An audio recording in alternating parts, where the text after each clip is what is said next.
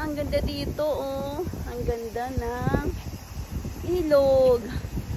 Ang linis, walang basura. Ako nga pala si Serne in Japan. Ayan, buhay Japan muna tayo ngayon. Walang trabaho ang Japan, holiday. Kaya ako rin walang trabaho. Wala ring sweldo, pero okay lang. At least nakaka-relax, nakapahinga. Dahil pag nagtrabaho, tuloy-tuloy naman. 12 hours. At madaling araw pa lang, gising na. Yan ang buhay ko dito sa Japan. Tara, ipapasyal ko muna sa inyo. At papakita ang lugar ko dito. Yan nga pala ang lugar ko dito sa Japan. Yan, maglalakad lang tayo. Ganda rin kasi ang paglalakad. Exercise. Yan ang kalsada, oh. Walang dumadaan na sasakyan. Yan, lakad pa tayo. Dito sa Japan, wala kang makikitang tambay o nagkukwentuhan sa labas, nagiinuman, kahit na holiday.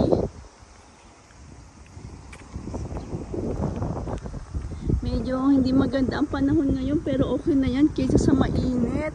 At ngayong linggo nga dito sa Japan, uulan. Yan. Diyan may nakita tayong nagbabike, si Kuya. Summer pa ngayon dito sa Japan. Hanggang August katapusan, mga September. Ayan, tuloy na naman ang lamig. Medyo mahangin ngayon, oh.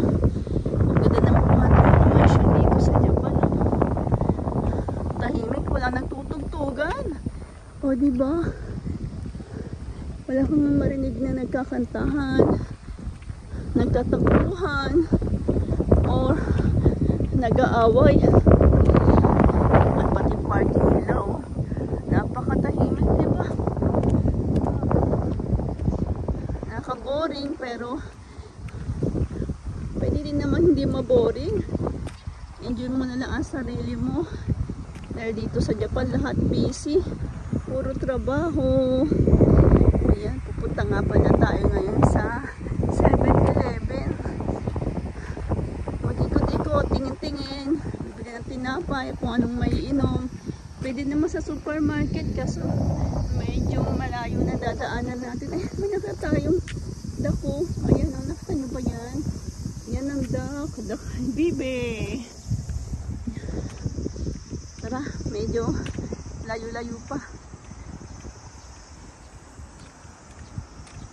Ayan, dyan tayo sa 7-Eleven, no? Pero ngayon, dito tayo tatawid at tatakbo. May mga tindahan dito, supermarket at drugstore. Ito naman, restaurant, ang Career. Dito sa Career, ang Career House ko. Ayan. Nakakain na ako yan, stop yan. Yan ang 7-Eleven, no? Tapos sa tapat ng 7-Eleven, may Shimamura. At banda pa doon, dire-diretso, may Uniqlo, at bilihan ng sapatos. Yan, tayo punta sa 7-Eleven. Tapos na tayo, 7-Eleven, stop.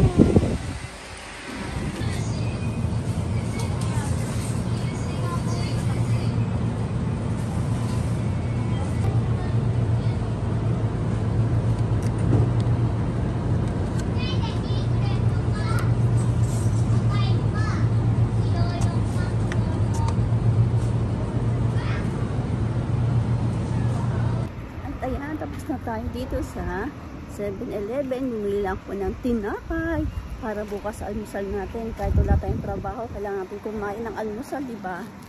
Ayan. At maglakad-lakad pa rin po tayo. Just like and subscribe my YouTube channel. Serne in Japan. Buhay ko dito sa Japan. Thank you!